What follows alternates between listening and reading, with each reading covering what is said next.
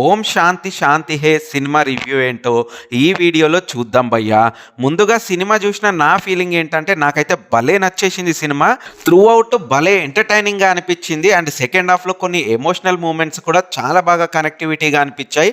ఎస్పెషల్గా మన గోదావరి స్లాంగ్ని, ఆ పరిసరాలను అయితే చాలా బ్యూటిఫుల్గా చూపించారు ఈ సినిమాలో. ఇక ఈ సినిమా ఒరిజినల్ వర్షన్ అయిన మలయాళం సినిమా జయ జయ హే అయితే నేను చూడలేదు, కానీ ఆ ఫైట్ సీక్వెన్స్ అయితే చాలా సార్లు యూట్యూబ్లో చూశాను.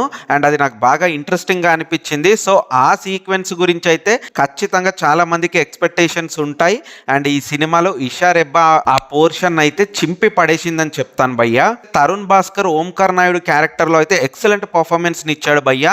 ఆ స్లాంగ్ ని కానీ, ఆ యాంగర్ మేనేజ్మెంట్ ని కానీ, వైఫ్ రివర్స్ అయినప్పుడు చూపించిన భయం కానీ, అండ్ కొన్ని ఎమోషనల్ సీన్స్ లో రియాక్షన్ కానీ, అండ్ హైలీ ప్రొఫెషనల్ గా చేశాడు పర్ఫార్మెన్స్ అయితే.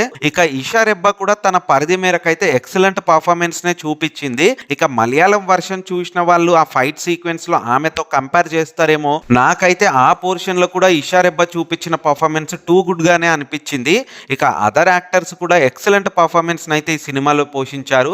బ్రహ్మాజీ గారు చేసిన క్యారెక్టర్ అయితే త్రూ అవుట్ కామెడీని భలే జనరేట్ చేస్తూ వచ్చింది. ఈయన డైలాగ్స్ కొన్ని ఈ మధ్య కాలంలో ఓటీటీ ప్రభావం వల్ల ఆల్రెడీ ఒక లాంగ్వేజ్ లో హిట్ అయిన సినిమా ఈజీగా అందరికైతే పాకేస్తుంది. మరి అలాంటప్పుడు ఒక రీమేక్ సినిమా చేసి మెప్పించడం అనేది కొంచెం కష్టతరమైన విషయమే.